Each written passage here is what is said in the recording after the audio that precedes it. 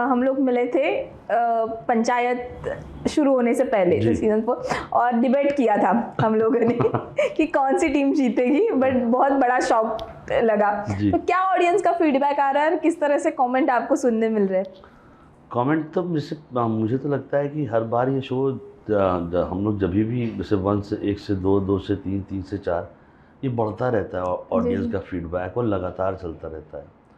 काफ़ी लोग तो बहुत दुखी हैं कि हम लोग हार गए हैं। जी। काफ़ी लोग तैयारी कर रहे हैं कि उन लोग को हराया कैसे जाए। सजेशन वशन भी आने लगता है कि ऐसा करिए, काम कीजिए कि उन लोग को फिर से री इलेक्शन करवाइए, आप लोग जीत जाएंगे, बेईमानी हुई है। तो ऐसे टाइप का है इसका ऑडियंस का रिएक्शन, और लोग मतलब कि कनेक्टेड है ना इस जो है इस शो से, तो वो लोग जो है लिखते ही रहते हैं इसके बारे में। तो शो में मुझे लगता है कि टचवुड ऐसा रहे हमेशा कि इतने लाखों लोग आते। बिल्कुल। मैंने एक मीम पढ़ा था जहाँ पे लिखा था कि डोनाल्ड ट्रंप ने ट्वीट किया है कि वो जो है इसमें मेरे और सही में बीच में तो एक तो पहला वो था, फिर उसके बाद आगे वाले का भी था जी कि अब बैठ के जो पार्लियामेंट होगी उसमें डोनाल्ड ट्रंप आके आपस में जो है समझौता कराएंगे कैसे होने वाला है। तो मीम वर्ड में तो हिट है ये शो जो है। बिल्कुल। और असल में भी हिट है सर। जब शुरुआत की थी तब कुछ अंदाज़ा था, क्योंकि टीवीएफ के वीडियोस यूट्यूब पे हम देखा करते थे, बट इतनी सफलता और इतना कुछ अंदाज़ा था, किस तरह से जुड़ गए थे आप? इतना तो कभी नहीं रहा है, जैसे कि हम लोग को भी नहीं पता था फर्स्ट में, जब तक कोविड का बीच में गैप नहीं आया, हम लोग रोड पे नहीं गए कि शो के बारे में सब जानते हैं। सीज़न 1 में भी 1 से बड़ा 2 हो गया तब भी नहीं जानते थे कि इतना ज़्यादा, तो उसका कोई कैलकुलेशन नहीं रखता है। डर रहता है कि पता नहीं क्या ख़राब हुआ अच्छा हुआ, पर पब्लिक के बीच में शो ये हमेशा जो है ऐसे मतलब एक पूरी फैमिली देखती है ऐसा ना ये शो। तो 3 तरीके के लोग होते हैं, माँ बाप होते हैं, उनके बच्चे होते हैं, उनके भी माँ बाप हो सकते हैं, तो है ज़्यादा है इसके देखने वाले लोग। तो हम लोग को तो सब ऊपर वाले का है ही है कि ये अच्छा हो रहा है शो के लिए। बिल्कुल। मुझे याद है कि दूसरे सीज़न के बाद तीसरे सीज़न में थोड़ा समय लगा था, और जब तीसरा, चौथा और अब जो अनाउंसमेंट हुई है वो बहुत ही तेज़ी हुई। तो एक होता है ना कि क्यूरियोसिटी बहुत थी, और पहला सवाल ही तब इंटरव्यू के टाइम पे ये था कि इतना समय क्यों लगा। तो जब वो आया नहीं था तब लोग कहाँ आपको कौन सी वियर्ड जगह है जहाँ पे पूछा था कि कहाँ पे कब आएगा सीज़न? अरे रोड पे पूछ लेते हैं चलते हुए। एक बार तो जो है एयरपोर्ट के जो है टॉयलेट के पास पूछ लिया था कि भाई साहब तो बता दीजिए कब आएगा। और क्या होता है कि इस शो में एक जैसे नहीं कहते हैं कि सवाल है एक, तो सीज़न 4 ख़त्म होते 2 दिन बाद से मेरे टाइम लाइन पे सीज़न 5 कब आएगा, तो है इसके मतलब एक तरीके का है ये कि हम लोग बोल देते भाई हम लोग से मत पूछो, प्राइम वीडियो से पूछा करो, उन्हीं कॉपी पेस्ट कर देते हैं ये देखिए। पर करीब मेरे हिसाब से 10-15 हज़ार मैसेज तो रहता है अब तक आ चुके, कब आएगा टाइप जो है सबके पीछे। जिस तरह से प्रहलाद चा के किरदार की ग्रोथ हुई है वो भी अलग तरह से, क्या पसंद आता है जो आपके किरदार में, कौन सा बदलाव है जो एज अ फैजल आपको बहुत पसंद आ गया?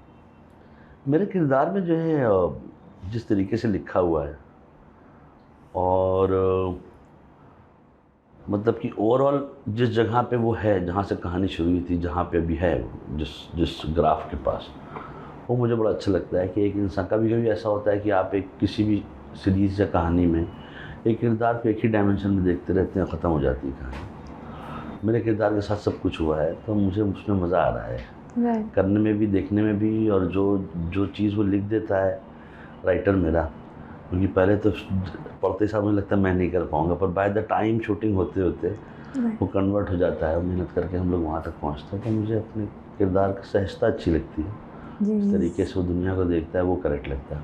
नॉर्मल आदमी को ऐसे ही होना चाहिए, नहीं इसलिए। सेट पे कैसा माहौल होता है ना, जैसे कि कुछ चेंज हुआ है जो पहले सीजन में शूट करते हैं, अब जहाँ पे कितना बदलाव आया है या नहीं, कोई सेट में शुरू से लेकर अब तक एक ही माहौल रहता है, वो होता है मजाक का, कोई आदमी सीरियस नहीं रह सकता उधर, अलाउ ही नहीं है, जब कोई होता नहीं, लोग भी वैसे नहीं हैं।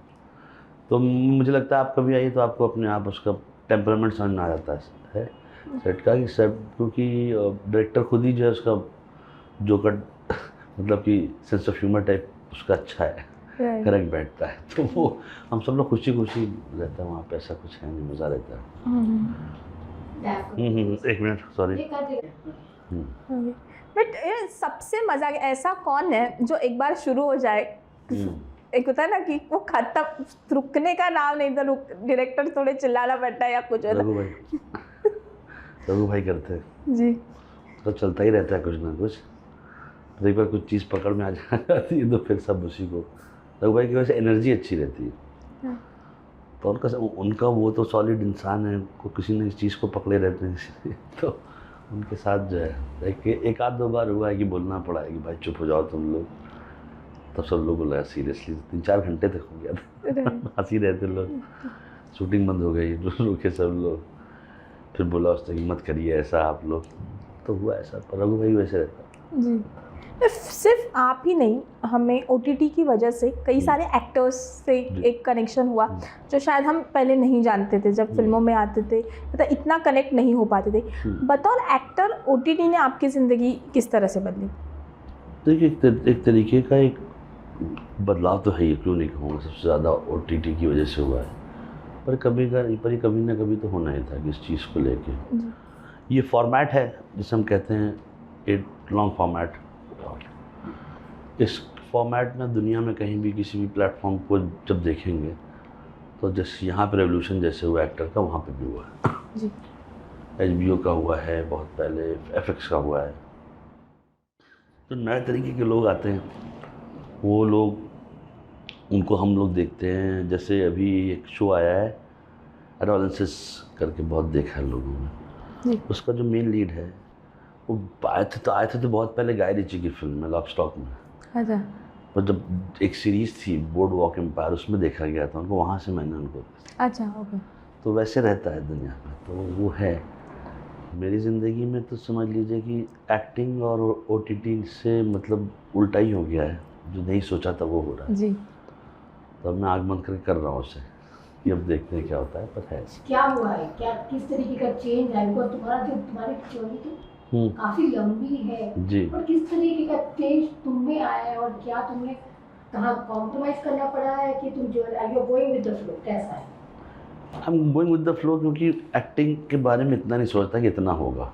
मैंने तो क्योंकि पता ही था यहाँ ये करेंगे, ये हो गया, एक सीज़न 1 में हो गया, फिर 2 में हो गया, तो मुझे थोड़ा सा अपने आप को यस करने में सेट हुआ कि चलो अब इसको करते हैं, ना नहीं बोलेंगे। वरना मैंने बहुत वासेपुर के बाद बहुत चीज़ों को ना भी बोला था। मैं अपना एक कंपनी छोटी सी चला के कंटेंट बना के शो बना रहा था, जो मुझे लगा था यही है अब जो है फ्यूचर।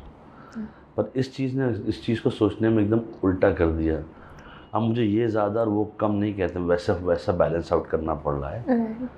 और जो है अपने आप से ही सच बोलना पड़ा कि चलो अगर अच्छा लग रहा है, हो रहा है, करते हैं फिर इसको जो है अच्छे से। तो वो बदलाव कहते हैं मेरे हिसाब से, और मैं फिर कर रहा हूँ उसे।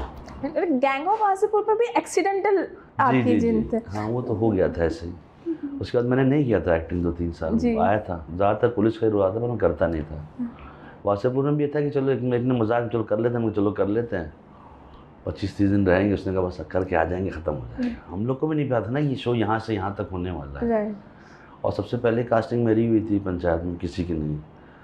तो उसने बोला था 25-30 दिन है, वहीं रहना, थोड़ा थोड़ा डायलॉग करके आ जाना। मैंने कहा किसी और से कहा, नहीं कर लो। बस इस कन्वर्सेशन में शुरू हुआ था। अब वो एकदम उल्टा हो चुकी है दुनिया मेरे लिए। थैंक यू चंदन कुमार जो हमारे राइटर हैं उनका और डायरेक्टर का, कि उन लोगों ने, मुझे लगता है उन लोग का बहुत श्रेय है इस चीज़ को होने में। क्योंकि आप अपने आप को नहीं जानते हैं एज एन कैरेक्टर या एक्टर। एक डायरेक्टर या राइटर अगर आपके बारे में सोच के लिख रहा है, फिर आपको कन्विंस कर रहा है कि तुम कर सकते हो, तो वो ज़्यादा है मेरे लिए जो है। मुझे नहीं पता कि यहाँ तक पहुँच जाएगा जी। या मैं, पर उन्होंने कहा हो जाएगा, तुम करते रहो बस ऐसा, वो सही है। एज ए प्रोड्यूसर मतलब कैन यू इलैबोरेट कि तुम किस तरीके का कंटेंट बनाते थे, तुम क्यों उसमें मतलब तुम्हारी जर्नी के बाद प्रोड्यूसर बोला तुम जी अभी वो ऐसा हो गया, एक्टर इधर है प्रोड्यूसर इधर है, तो कैसे करोगे? अभी क्या है कि मैंने एक छोटी सी कंपनी खोली 2010-11 में, उसका नाम था हमारी फिल्म कंपनी। हमने आइडिया हम लोग जब खोला था तो उसमें एक सीरीज़ बनाने के लिए आज से 10-15 साल पहले, और उसमें हमने शुरुआत किया अनुराग सर के साथ। हम लोगों ने एक पायलट भी बनाया एक चैनल के लिए, 1 साल 1.25 साल में वो बना। फिर चैनल ने उसको बोल के सेट करके फिर उसे कहा कि नहीं करेंगे, कुछ और बनाते हैं। फिर क्या करा, फिर हमने उन लोगों ने एक और शो बनाया MTV के लिए। वो सोशल सीरीज़ था based on true story. Okay. उसको IT अवार्ड भी मिला था बेस्ट सोशल सीरीज उस साल। तो हम वाइडली, जब मैं प्रोड्यूसर बनने की दुनिया में आया तो मेरा बेसिक लॉजिक ये था कि दूसरों के लिए मैं 20-20 घंटा काम कर रहा हूँ। मैं अपनी कंपनी खोलूँगा, खुद बनाऊँ कंटेंट, खुद बेचूँगा, देखेंगे जो होगा। क्योंकि वो कंटेंट प्रोडक्शन कंपनी थी, हम लोग एक आइडिया पे क्रिएट करते थे, क्रिएट करके चैनल या प्लेटफॉर्म के पास जाते थे, उनको बोलते थे अच्छा लग रहा है चले बनाते हैं। 10 में से 9 बार तो वो लोग नहीं बनाते, एक कभी फंस गया तो उसको हो गया, तब वहाँ शुरू होता था। तो फिर उसके बाद मैंने एक और सीरीज़ बनाई इरोस के लिए, उसका नाम था स्मोक। मेरे जब इंडिया में सीरीज़ें बन रही थी तो तीसरे चौथे नंबर पर हमने भी बनाई थी एक सीरीज़, क्राइम थ्रिलर। ज़्यादातर मेरे पास आइडिया क्राइम थ्रिलर टाइप का रहता था, ये करते हैं। वो बनी, उस पर वो आप उसको देखिए, उसमें सब लोग अच्छी कास्टिंग है, लोग हैं। प्रमोशन नहीं हुआ उसका शायद ज़्यादा, जो लोग जानते नहीं थे। पर जब इंडिया के रेवोल्यूशन टाइप दुनिया में जब 3-4 सीरीज़ आई ना, सीक्रेट गेम्स, मिर्ज़ापुर, जी। तो हमारी तीसरी चौथी हम लोग भी थे उसमें। तो ये होता था उसमें। फिर मैंने सोचा कि ये जो दुनिया चल रही है इसी के अराउंड जो है काफ़ी काम था। डिस्कवरी चैनल के नाम के चैनल था, उसके लिए काफ़ी कंटेंट बनाते थे। उनके बच्चों के सारे कंटेंट ये सब नहीं होते हैं, क्लासमेट, क्विज शो, सब ये भी किया। MTV के लिए मैंने 6-7 शो बनाए हम लोगों ने, अपना और बना रहे थे। पर इन सब के बीच में पंचायत धीरे धीरे करके जो है उसने उसको हटा के जो है इस चीज़ को सामने कर दिया। बीच में कोविड भी हो गया। कोविड की वजह से बहुत सी चीज़ें जो पाइपलाइन सब बंद हो गई, 3-3 शो बंद हो गए जो चल रहे थे। तो ये टफ तो था ही, क्योंकि उस टाइम पे सब कुछ होने वाली चीज़ें जो हो रही थी, कोई शो चला गया था राइटिंग पे, किसी का प्री प्रोड हो रहा था, सब खट एक के बाद एक उन्होंने बंद करना शुरू। बहुत बड़ा सेटबैक था। हाँ बहुत, वो काफ़ी ज़्यादा। और वो क्या था कि एक के बाद एक हो ही रहा था, कुछ भी हो रहा था, ख़त्म हो रहा था, बंद हो रहा था। तो मुझे बहुत टेंशन हो गई।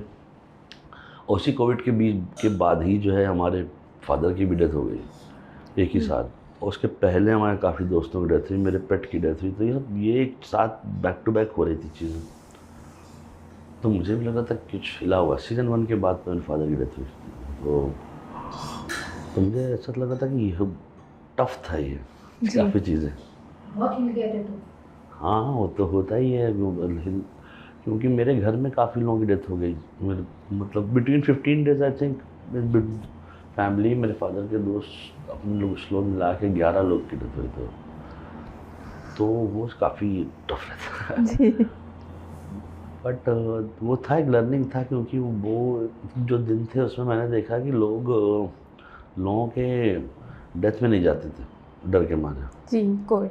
हाँ, तो मैं जाता था सबके। मुझे लगता था, इसलिए नहीं कि मैं बहुत महान आदमी, इसलिए कि मतलब कि मैं हमेशा ही बचपन से ही जाता हूँ।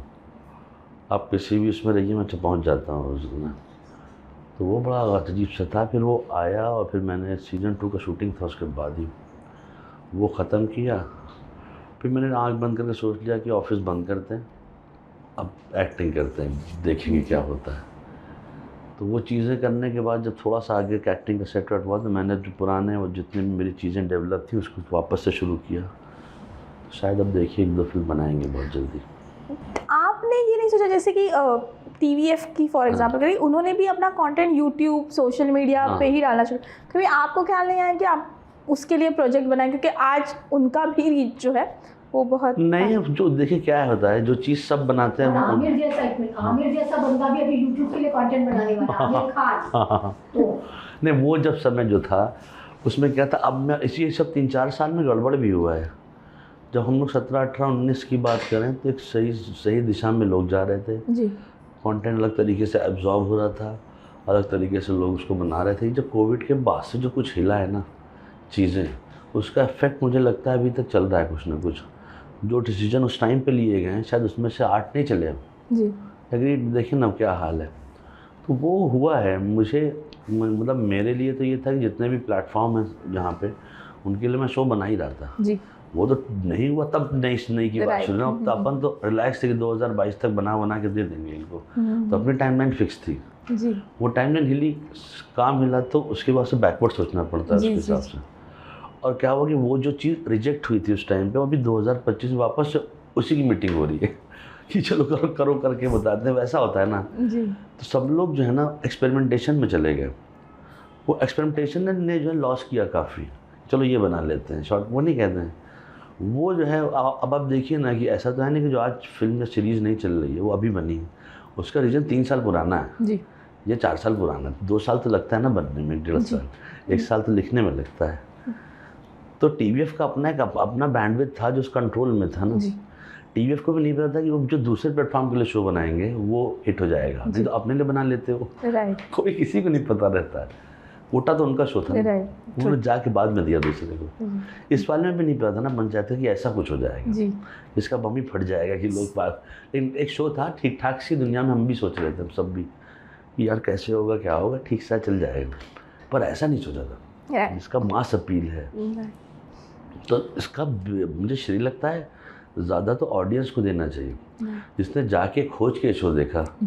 ऑडियंस भी एक तरीके का इन्फॉर्मेशन दे देती है मेकर को कि भाई हमको ये अच्छा लगता है। जी अभी तुमको ओटीटी का क्या हाल लगता है? वेयर इज स्टैग्नेशन आ गया, प्लेटो हुआ है, क्या दिखता है तुमको ओटीटी? अभी मुझे लगता है कि एक वो जो अभी का जो है ठीक सा नहीं है मुझे लगता है, क्योंकि वो जो चीज़ बना रहे हैं जहाँ पे हमको एक ऐसा प्लेटफॉर्म ऑडियंस ने खोज के निकाला है। देखिए ऑडियंस ड्रिवन शो है वर्ल्ड वाइड, इसको जब देखेंगे इस चीज़ को बनाने बिगाड़ने वाला, तो यहाँ पे कहते हैं ना कि स्टैंडर्ड चीज़ें नहीं दिखा सकते हैं यहाँ। उनके 3 तरीके के फॉर्मेट हैं, टीवी है, सिनेमा है, फिल्म है, और एक तरीके का इंडिया का एंटरटेनमेंट न्यूज़ चैनल भी है। न्यूज़ चैनल जो है एक तरीके का एंटरटेनमेंट तो ही है, कहा जाए तो एक फॉर्म के तरीके से कहा जाए। बट अब जब क्या है कि टेलीविज़न तो ख़राब कर दिया गया वो करके 15-20 साल। ख़राब इसलिए कहता हूँ मैं कि उसने आपको आपके इंटेलिजेंस को जो है ज़ीरो कर दिया। वो आपको वो दिखा रहा है जो सही है, चलो कर दो। जहाँ से हम लोग टीवी देख के आए थे बचपन से, उसमें हम लोगों को अच्छे शो इसलिए दिखाया गया ताकि हम 20 साल बाद उस शो के बारे में बोल सकें। आप एक अच्छा शो 2000 के बाद नहीं बोल सकते। रिग्रेसिव हो गया ज़्यादा?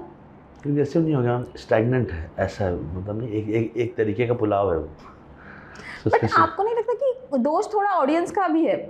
जिस तरह से टीआरपी आप अगर देखे जाए तो सास बहू शोज को आपका पहला टीआरपी केबीसी का 21 था, मुझे इतना याद है शायद। Now it's 0.5 hardly. अब आप सोचिए ये है, जब केबीसी आया था तो हम लोग टीवी देख रहे थे, मैं सामने बैठा हुआ था, कहीं बैठकर ABCD बोल रहा था। उस टाइम पे 3 शो की प्रोग्रामिंग हुई थी, कहानी किसी ऐसे करके नहीं कहते, तो वो सेक्टर करेक्ट था। अब वो क्या है कि मेरे घर में पीसीओ खुल गया, बगल वाले ने सेम पीसीओ खोल दिया। तो आप अगर उस सबको मिला के जितने भी चैनल पे शो आ रहा है उसको एक टाइमलाइन पर रख के प्ले करके देखेंगे तो एक जैसा शो है। उसमें आपको कभी पता नहीं चलेगा आप किसी और चैनल का देख रहे हैं। तो आपने क्या सोचा कि आपने स्टैंडर्ड कर दिया ना उसे। कोई रिस्क लेने को तैयार नहीं था ना करने को तैयार है। बीच में लिए गए 4-5-6 सोनी ने लिया, पर वो उसके वही कहते हैं ना डर के 10 से हो गए। ऑडियंस का क्या है कि वो एक ऑडियो मीडियम से देखती है वो टीवी। अगर घर में टीवी चल रहा है वो अंदर जाएंगी और भिंडी हिला के खाना पा वापस आएंगी तो वहीं पे होगा वो शो, वो कहीं नहीं जा रहा है। तो उसका कोई ईगरनेस नहीं उस चीज़ की ना, वो स्टैंडर्ड है, चल रहा है का एक बहुत, इसलिए मुझे अच्छा नहीं लगता है, बहुत ख़राब होने लगता है, अफसोस होता है। कभी ये सब चीज़ें शेयर नहीं करता हूँ, अच्छा नहीं लगता है, पर वो एक बहुत पुरानी सी बात है। क्या होता है कि बार बार ये कहने में ना मुझे अच्छा नहीं लगता ये। वहाँ से क्या सीखा, मतलब होता है ना उसने क्या सिखाया, लेकिन उन स्ट्रगलिंग डेज ने वो जितना भी देखिए, जितना भी मेरे साथ अच्छा बुरा एक्सपीरियंस है वो अच्छा रहा है, क्योंकि शहर का एंट्री फीस है वो।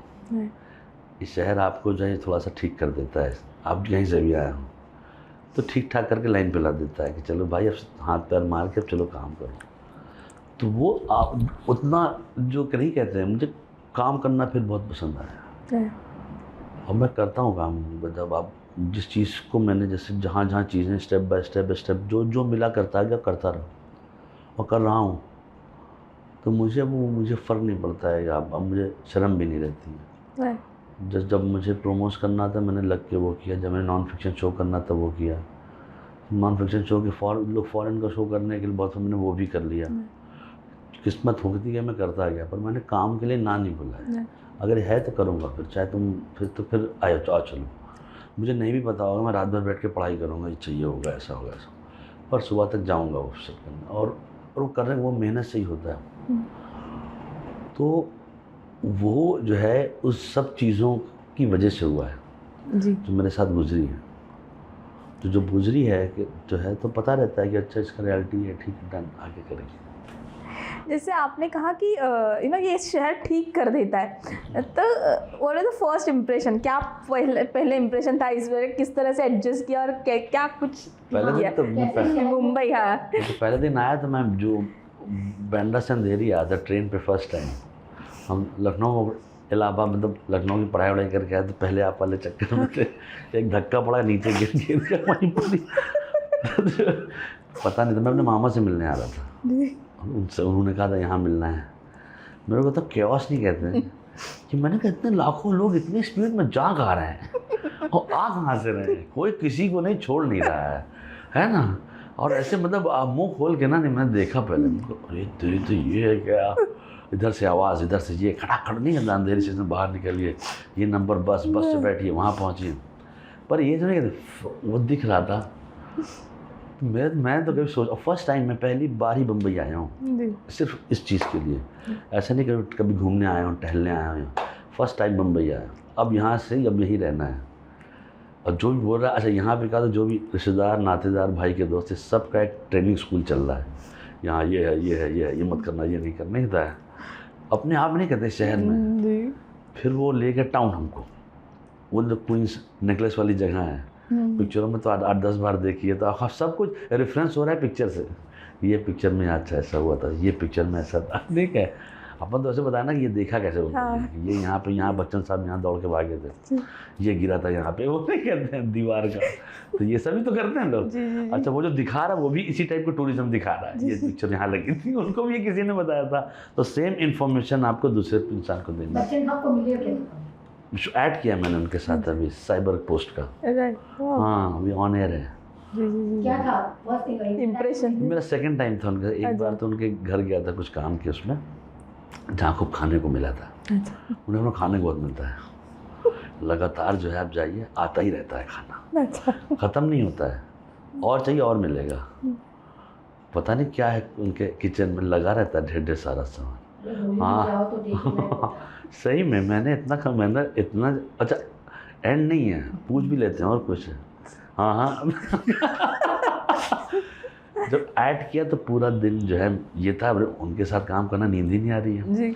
सुबह जाके अपनी लाइन लेके वेट कर रहे हैं कब उनके साथ रिहर्सल हो। तो आधे, अच्छा हमारे मेरे अलावा क्रू के भी सारे लोग सुबह से, बच्चन साहब मुँह खोले, इसका देखो इतने वो खुशी दिख जाती है सबकी आँखों, लिविंग लेजेंड है ना, कि मतलब आके खड़े हो गए ना, तो मैंने तो चुप ही हो गया तो। पर बहुत अब कहते हैं ना कि एक सपना होता है एक लाइफ में, वो देखी वो फ़ोटो रखी है, शूटिंग से वापस आया, मैंने कहा आप बाद में ना फ़ोटो खींच लेना, सबसे पहले मुझे देना। काम वाम छोड़ के सीधा फ्रेमिंग कराए कि ये रख दिया है, ये काम जो है लाइफ का एक चीज़ हो गई। बातचीत हुई, बच्चे ने कुछ बोला? हाँ रिहर्सल में, हाँ बताइए क्या हुआ, ऐसे नहीं था। मैंने उनको बताया कि 5 हुए, हमने कहा थे अरे आप इलाहाबाद के तो करते रहते बात, भाई चलिए शुरू करते हैं। वो इतना एनर्जी लेवल है वो जो है। तो मैं उस दिन तो ये था कि बस रात जो है ये दिन ख़त्म ना, दिन भर चलता रहे, हर एक आदमी खुश था वहाँ पे। अरे अब मैंने घर और हर जगह बता रखा है कि आज बताता हूँ, नहीं होता है आज चुपके से फोटो खींच के भाई दे लेना एक बार देखने चाहिए, बहुत अच्छा हो। और एक आज कोई नया फैजल बम्बई आता है तो तुम क्या बोलोगे, क्या तुझे सीखा हो, क्या बताओ? मैंने जो कि कोई भी इंसान है, सबसे पहले तो बोलूँगा कि पेशेंटली चीज़ों को देखे। फिल्म मेकिंग आज की डेट में एक अच्छा सा कोर्स मांगती है। सॉरी हमको तिल का लड्डू खिला दिए थे इलाहाबाद का, कहने लगे कहाँ हो, इलाहाबाद से हो, वहाँ का तिल का लड्डू खाओगे? मैंने कहा वो कैसे आ गया? वहीं से एकदम आया, असली है। वहीं से आया है। वहाँ से डब्बा मंगाया, फ़ोन किया, उन्हें डब्बा आ गया। मैंने कहा ये भी इनके घर पे? हाँ हाँ। आप समोसा बोले, जो कहिए, कुछ तो उनका ट्रेलर चल रहा होता है खाने का। ये खाएंगे क्या? चलिए सर, जितने भी लोग कहीं से भी इलाहाबाद क्या कहीं से भी आएंगे, उनका मेरी राय ये है कि पेशेंस एक बहुत बड़ी चीज़ है यहाँ पे। अगर सच में फिल्म मेकिंग की दुनिया में आना चाहते हैं, चाहे एक्टर करें, कोई जो एक तरीके प्रोफेशनल नॉलेज हो जाए तो अच्छी बात है। मेरे पास नहीं थी तो मेरे को इतने साल लगे एक चीज़ करने में।